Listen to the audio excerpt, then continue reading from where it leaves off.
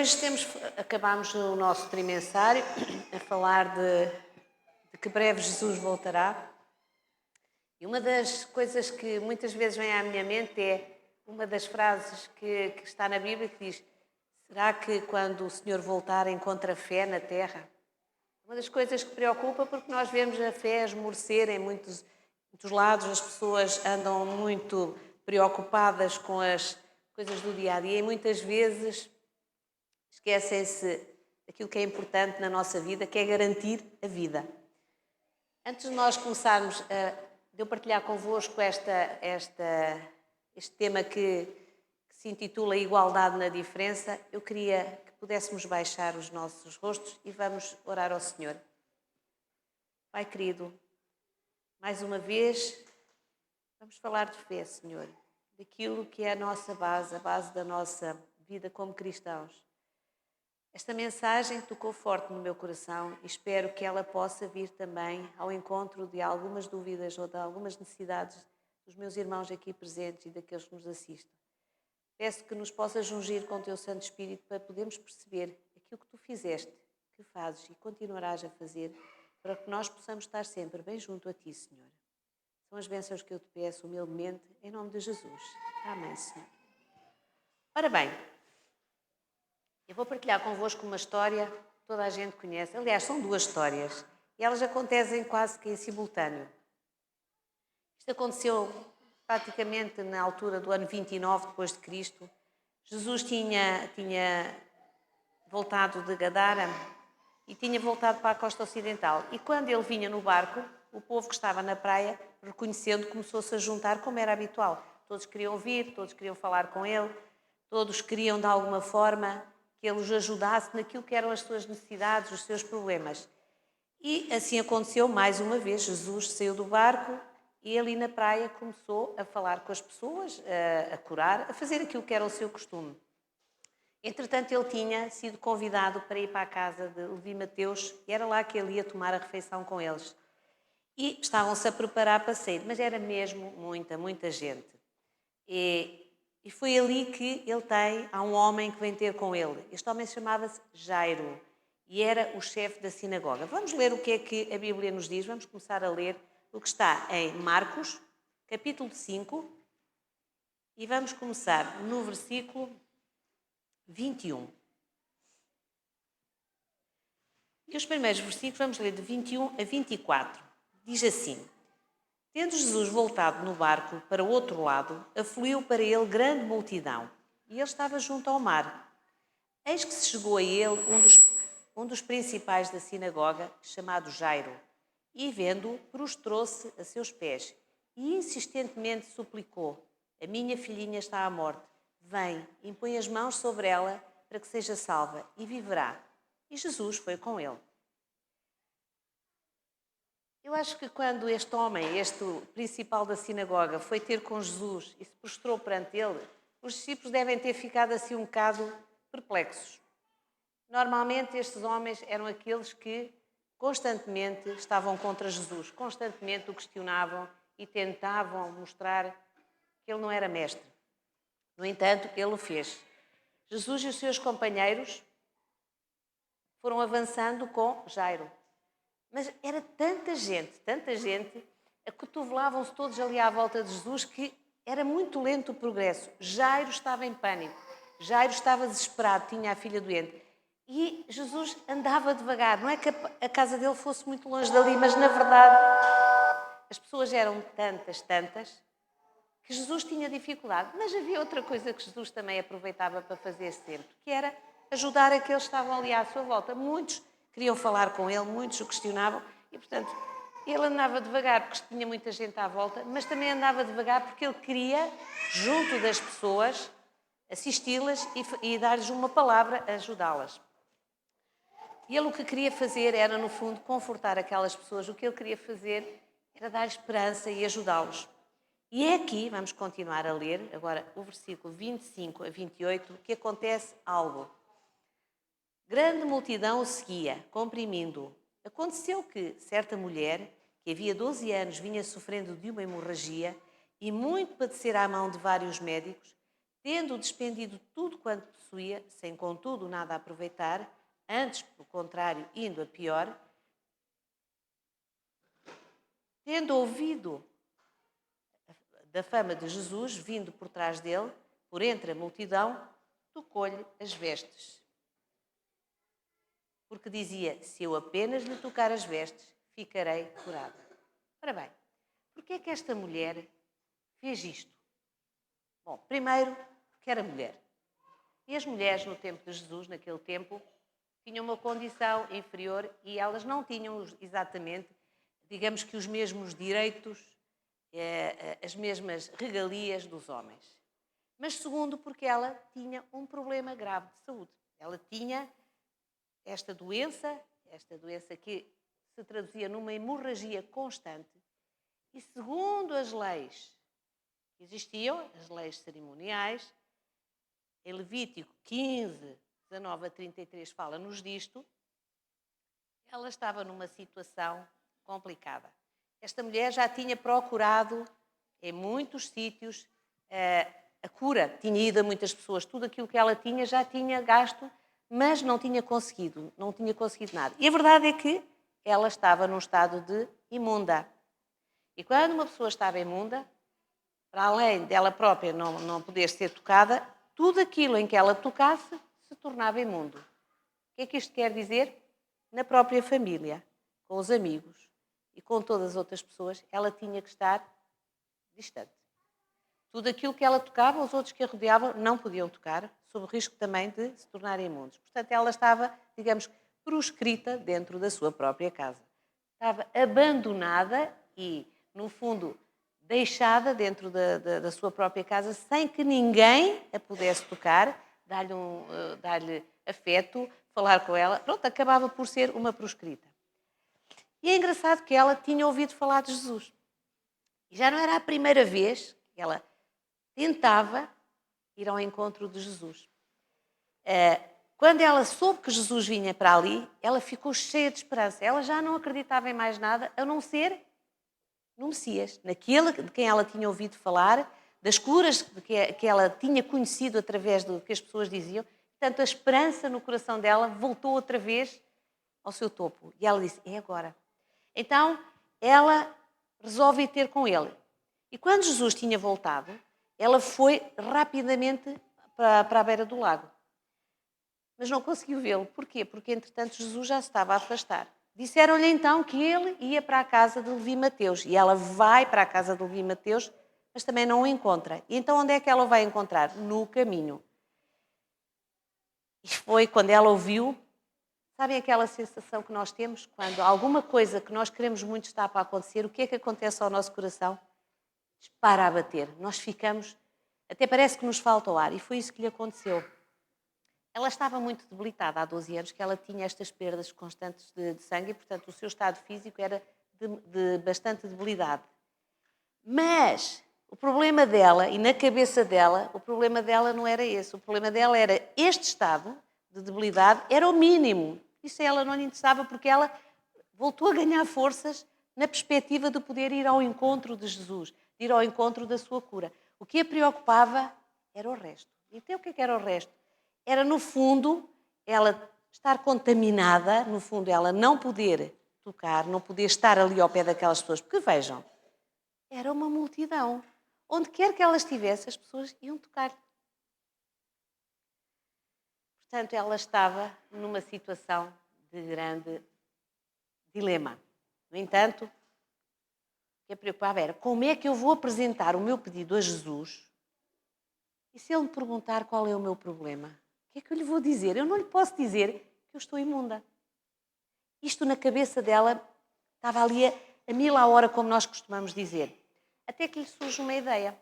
Ela pensou-se, não, o que eu vou fazer é tocar apenas nas vestes dele. Eu não vou tocar nele, vou tocar na roupa de Jesus, com todo o cuidado. E eu tenho a certeza, e é que diz aqui o texto, se eu tocar, eu vou ficar curada. Isto chama-se quê? Fé. Chama-se fé. Ela disse, basta-me tocar no manto dele e eu vou ser curada. Se ela o pensou, melhor o fez. E ela efetivamente vai e toca nas vestes de Jesus. O que é que a Bíblia nos diz? Vamos continuar. Versículo 29. Diz assim: e logo se estancou a sua hemorragia e sentiu no corpo estar curada do seu flagelo. E logo Jesus, conhecendo que a virtude de si mesmo saíra, voltou-se para a multidão e disse: quem tocou nas minhas vestes? Imaginem, no meio daquela gente toda, Jesus de repente volta assim: quem é que tocou nas minhas vestes? Ficou tudo assim a olhar para ele. Então todos estavam a tocá-lo. Todos, sem exceção, porque cotovelavam-se à volta dele. E ele olhava em redor para ver a que isto fizera. Então a mulher, que sabia o que lhe tinha acontecido, temendo e tremendo, diz o texto, aproximou-se e prostrou-se diante dele e disse-lhe toda a verdade.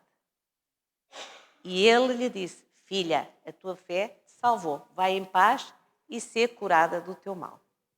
Isto é fé. Bom, mas o relato prossegue. Esta mulher tinha concentrado toda a sua esperança, toda a sua fé, num toque, na orla das vestes de Jesus, o seu mestre. Ellen White diz o seguinte no Desejado de Todas as Nações, no capítulo 35. Aliás, todas as citações que eu vou fazer de Ellen White são todas do Desejado de Todas as Nações, neste capítulo. Ela diz assim: tinha concentrado naquele único toque toda a fé da sua vida. E, no momento, a doença e a fraqueza deram lugar ao vigor da perfeita saúde. Ela estava curada.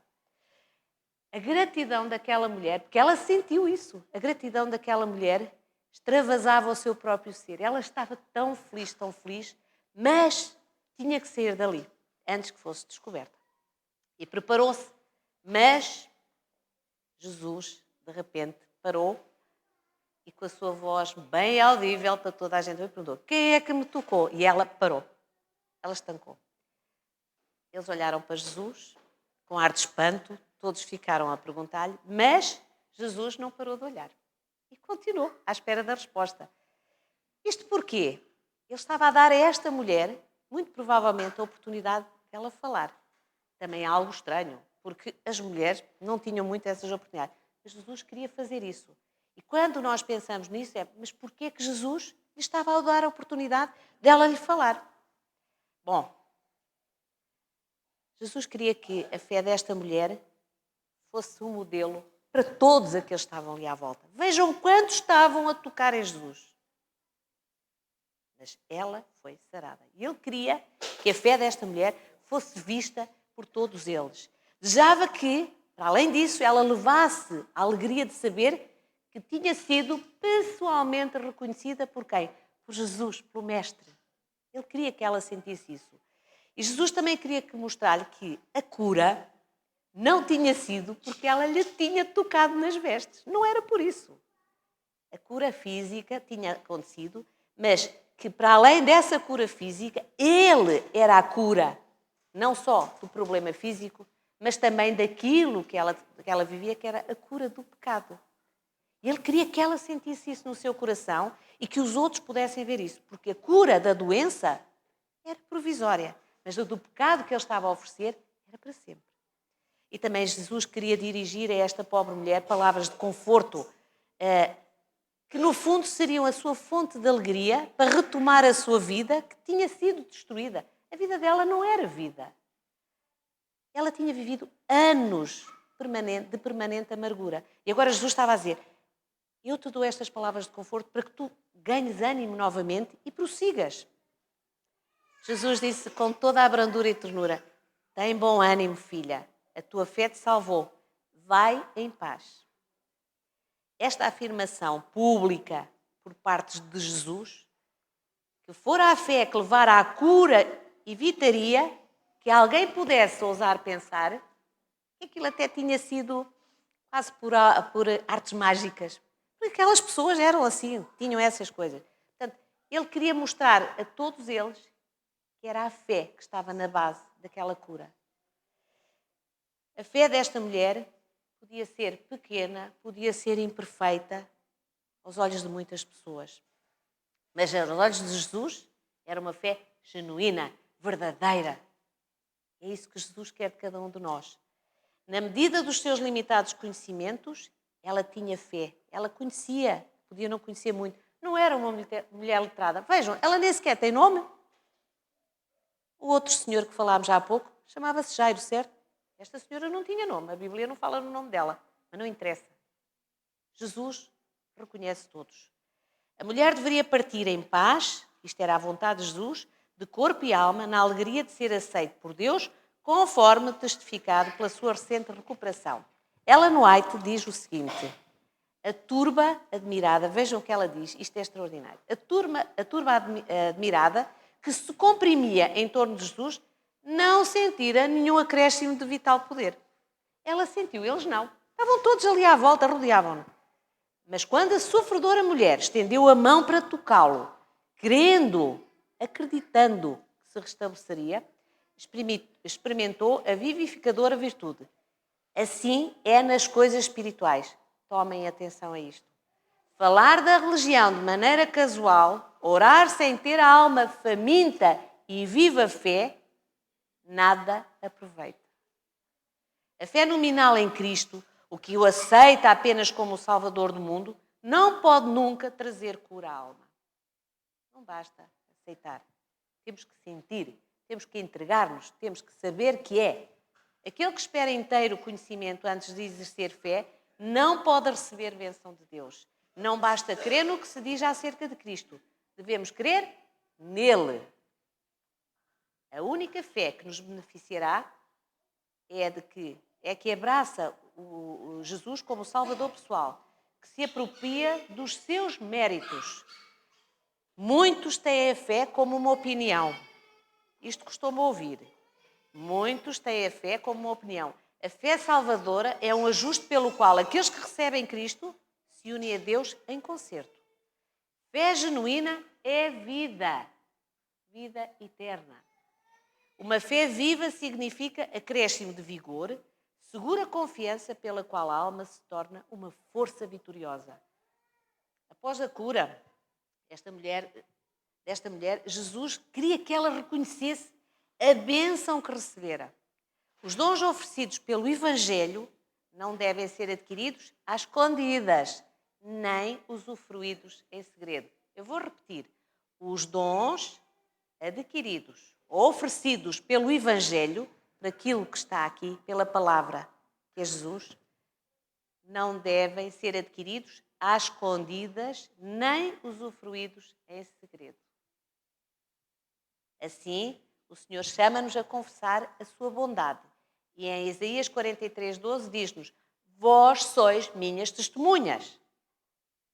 Nós somos testemunhas de Jesus. Não andamos escondidos, não queremos só para nós. Nós somos testemunhas de Jesus, daquilo que Ele fez, faz e continuará a fazer por nós. Somos testemunhas de Deus ao revelarmos em nós mesmos, continua Ellen White, a operação de um poder que é divino. Cada indivíduo tem uma vida diversa de todos os outros. Nós somos todos diferentes dos outros. As nossas vidas não são iguais. Uma experiência que difere essencialmente uns dos outros, não é? Deus deseja que o nosso louvor a Ele ascenda, a Ele, como o cunho da nossa própria individualidade.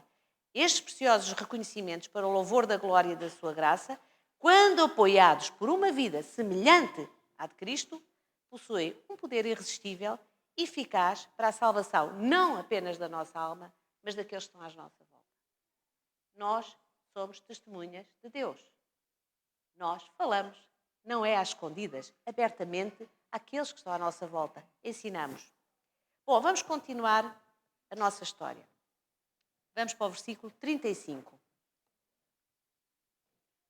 Falava ele ainda, Jesus estava a falar ainda, quando chegaram alguns da casa do chefe da sinagoga, a quem disseram: a tua filha morreu. Por que é que ainda incomodas o mestre? Mas Jesus, com a mesma calma com que falou àquela mulher, não quis saber destas palavras e disse ao chefe da sinagoga: não temas, crê somente. Mesma coisa que ela tinha dito, de outra maneira que ele tinha dito à mulher. Tem fé, crê em mim, acredita que eu vou resolver o problema. porque eu tenho o poder para o fazer.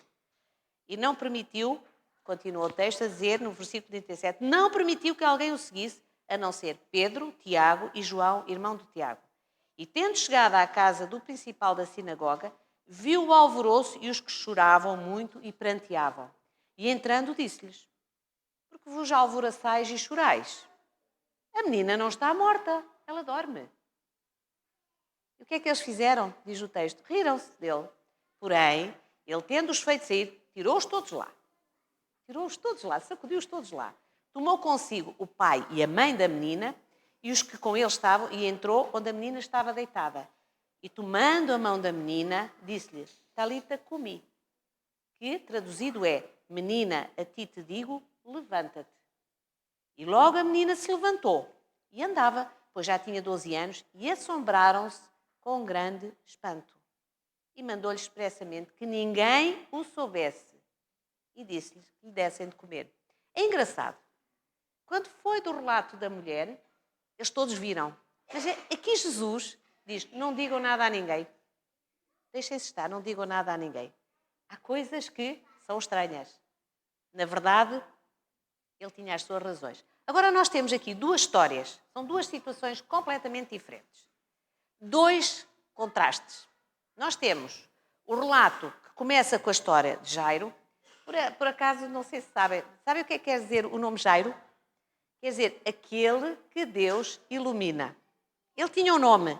Sabem que para os judeus o nome era muito importante. A genealogia deles era importante. Ter um nome era ter uma identidade. Jairo tinha um nome. Aquela mulher não tinha. Bom, mas vamos ver. Já aqui é um contraste em si. A mulher não tinha nome. Na cultura judaica, como a gente falou há pouco, era muito importante ter um nome. O contraste neste relato é muito marcante porque não foi por acaso que o nome dela foi omitido. Porque na palavra de Deus nada está escrito por acaso. Quando nós, no relato bíblico, temos alguém que não tem um nome, sabendo da importância que o nome tinha para o povo de Deus, Deus está-nos a dizer algo. Jesus está-nos a dizer algo. Jesus está-nos a dizer que, tal como aquela mulher não lhe foi dado o nome, hoje em dia, no meio de nós, há muitos que não têm nome. Nós não sabemos o nome das pessoas, mas eles estão cá, eles estão aqui. Estão à nossa beira. Mas isso não invalida que sejam tratados como Jesus tratou esta mulher que não tinha nome. Com carinho, com amor, ouvindo, acalentando. Na sociedade então, como nos dias de hoje, há muitas pessoas sem nome. E Jesus diz-nos aqui que todas merecem tratamento especial. Não interessa se tem nome, se não tem. Não interessa se é importante, se não é. É uma pessoa. É alguém especial aos olhos de Jesus. E têm que ser tratadas igual às pessoas, de igual modo daquelas pessoas que têm nome e que são importantes. Em termos sociais, nós continuamos a ver aqui alguns contrastes. Jairo era o quê? Chefe da sinagoga. Tinha uma vida social importante, porque ele dava-se com todas aquelas pessoas. Era o chefe da sinagoga. Tinha poder. E tinha espaço de influência junto de todos aqueles importantes daquela sociedade. A mulher não tinha vida social. Já vimos porquê. A doença que ela tinha arruinado a sua vida social. Não tinha qualquer poder. Algum poder financeiro que ela até pudesse ter, tinha acabado com ele na tentativa de se poder curar. Portanto, não tinha poder nem financeiro, nem como pessoa, e era completamente sozinha. Ellen White diz aqui que ela vivia, esta pobre mulher sofria de um mal que lhe tornava um fardo a existência. Ela vivia completamente afastada da sociedade, portanto, era quase uma pária. Vivia uma maldição, a sua saúde fazia com que ela vivesse uma maldição. Portanto, estamos a ver um importante, alguém que está completamente afastado. Jairo, na sua condição social, tinha algo muito importante. O que é que ele fez quando chegou ao pé de Jesus? Lembram-se o que é que a Bíblia diz? Prostrou-se perante Jesus. O que é que a mulher fez? Às escondidas por trás, tocou-lhe nas vestes. Vejam só a diferença. A condição social de Jairo permitia-lhe que ele se prostrasse perante o Senhor. A condição social daquela mulher não lhe dava a liberdade para fazer exatamente a mesma coisa. ela era impura e por isso ela teve que fazer daquela maneira. Vejam a diferença entre estes dois. Ellen White diz que no meio da confusão a mulher não lhe podia falar nem vê-lo senão de relance. Está a falar de Jesus. Para nós, hoje, que podemos adorar o Senhor com toda a liberdade, isto até é um conceito que é estranho, custa-nos a entender como é que é possível que alguém não o pudesse fazer. Mas é verdade, ela não o podia fazer. Jairo era um homem importante naquela sociedade. Portanto, tinha muitos amigos. Todos o encorajavam, o estavam a encorajar nesta situação. Aliás, na casa dele estava muita gente. E devia haver muitas pessoas que nem sequer eram de Israel. Porquê? Ele traduziu aquilo que Jesus, está aqui traduzido aquilo que Jesus disse. Quer dizer que algumas daquelas pessoas nem sequer entendiam, mas ele era muito importante, toda a gente o seguia. Portanto, as pessoas conduíam-se e nutriam muita simpatia por ele e por aquilo que ele estava a passar naquela altura. A filha tinha acabado de morrer. Esta mulher era exatamente o contrário. Olha, era desencorajada porque era mulher. Ninguém iria apresentá-la ao mestre porque ela era impura. Até porque naquele tempo e naquela sociedade, sabem que a doença, para muitas pessoas, era castigo de Deus. Como é que eles iam apresentar e estar ali solidários com ela? Ninguém ia fazer isso. Estas duas pessoas estavam perante grandes desafios nas suas vidas. E sabem que a resposta que Jesus deu a uma e a outra foi exatamente a mesma. Jairo agora suplicava desesperado pela sua filha que estava a morrer. Jesus vai ter com ele, isto no início, Jesus vai ter com ele e o que é que faz? Jesus dedica-lhe tempo, ouve-o, para ouvir, ouve-o com atenção e com cuidado. A mulher vê Jesus passar e agora, que era a sua única oportunidade, ela tinha que apostar tudo naquela oportunidade. Se descobrissem o que ela era na realidade, ela ia perder a última hipótese que tinha de poder ser curada. E então, o que é que Jesus fez? Jesus, quando sentiu o seu toque, parou no meio da multidão, o seu tempo com ela e deu-lhe atenção. Exatamente o mesmo que fez a Jairo. Em ambos os casos, a resposta de Jesus foi a mesma. Não lhe interessava se era homem ou mulher. Não lhe interessou se era famoso ou desconhecida. Para ele não era importante. Se era querido do povo ou se era rejeitado do povo. Se era uma pessoa poderosa e influente ou se era alguém muito simples, sem qualquer poder. Jesus, aos dois, dedicou tempo, atenção e cuidado. Exatamente a mesma coisa. À frente vemos Jairo desesperado, aterrorizado. A sua filha já tinha morrido. O que é que Jesus faz? Pediu-lhe que trocasse o medo que ele sentia pela confiança nele. O que é que ele disse a Jairo? Não temas, crê somente. Este é o pedido na crença de um Salvador. Jesus pede-nos a nós também, não temas, crê somente. Eu sou o teu Salvador, eu posso. Crer é acreditar com total convicção. Quando a mulher foi descoberta na multidão, ela ficou aterrorizada. Agora todos sabiam o que ela tinha feito. O que é que Jesus lhe disse? Filha, a tua fé salvou. Para o homem e para a mulher, Cristo pede e oferece uma coisa muito importante. Confiança. Pede que tenham fé salvadora, fundamentada nos méritos de Jesus e responde com algo muito importante. Com a exigência de confiança. Nós temos de ter confiança em Jesus. Temos de ter a certeza que Ele é o nosso Salvador. Temos que ter toda a fé. O que é que diz? Nós, os filhos de Deus, teremos que cumprir os mandamentos e ter a fé de quem? De Jesus. De e em Jesus. Para todos nós, em qualquer situação de medo, o remédio é confiança. Não naquilo que temos, não naquilo que somos, mas naquilo que Jesus Cristo é e pode fazer por cada um de nós. Confiança, meus irmãos. O futuro daquelas duas pessoas estava mais ou menos conturbado. Jairo tinha acabado de perder a filha e o seu futuro era sombrio. Jesus ressuscita a menina e de imediato, o que é que acontece ao futuro deste homem? Volta a abrir-se. Ele volta a ter futuro. A sua alegria de viver volta novamente. Esta mulher estava em luta com aquela doença terrível. Quanto tempo mais é que ela iria suportar, ela não sabia. O seu futuro era muito, mas muito sombrio. O que é que Jesus fez? Curou-a e, num instante, o seu futuro voltou a ser futuro. Mas vejam que é um futuro para além daquilo que é o futuro nesta terra.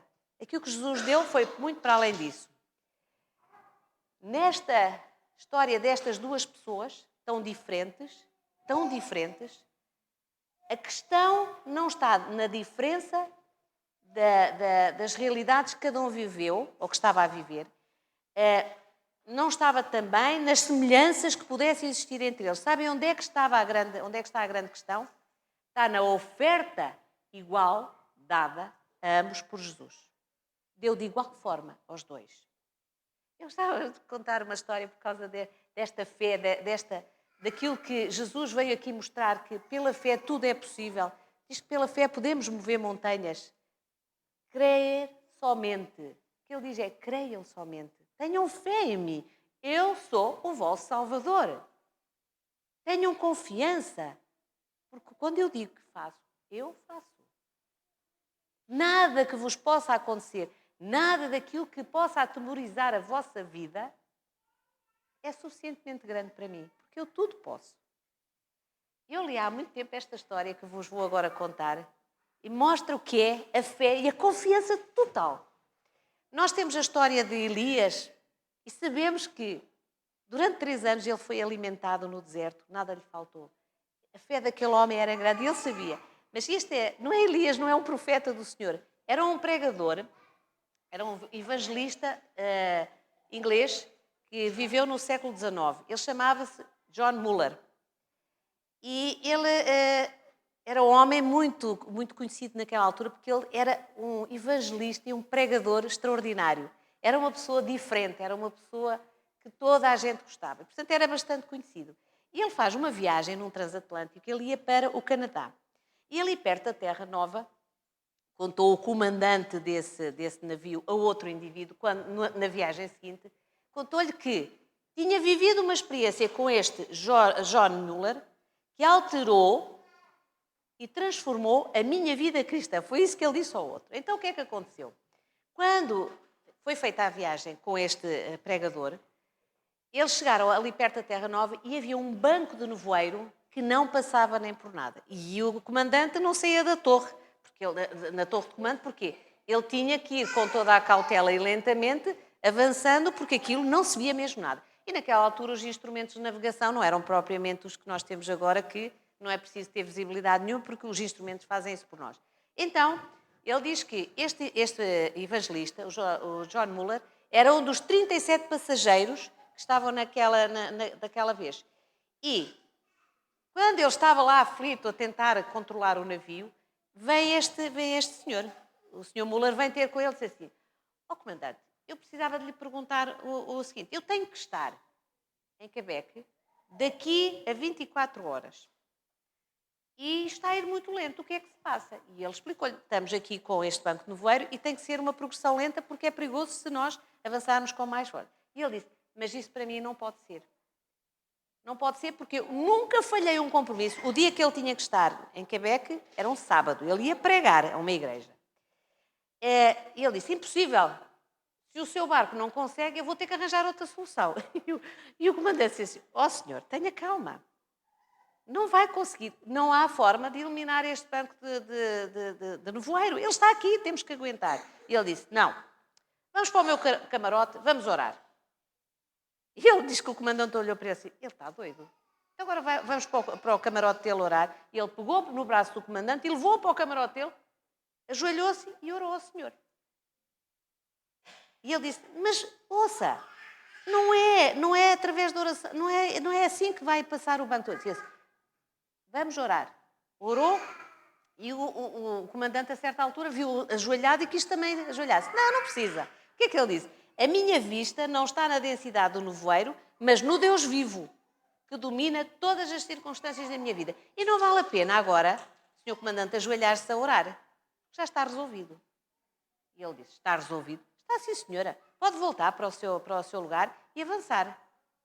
Quando ele chega lá acima, quando sai do barco, sabem o que é que aconteceu? O banco de nevoeiro tinha desaparecido. Este homem sabia, tinha confiança que ele tinha que lá estar, ele tinha que que teve confiança em que Deus iria efetivamente ajudá-lo a cumprir aquilo que ele tinha prometido, porque era a obra de quem? Não era a obra dele, era a obra do Senhor. Ele estava a fazer a obra do Senhor. E quando nós estamos a fazer a obra do Senhor, nós temos de ter confiança. Ele está conosco. Ele não nos deixa. Ele diz, não tenham problemas, eu estou sempre convosco. Eu nunca vos abandono, nem hoje, nem nunca. Vão com confiança, firmados, com fé, firmados na palavra, porque é isso que vocês precisam. Quero acabar com algo que Ellen White disse. É para nosso benefício conservarmos sempre vívidos na memória todos os dons divinos. Assim se robustece a fé para pedir e receber mais e mais.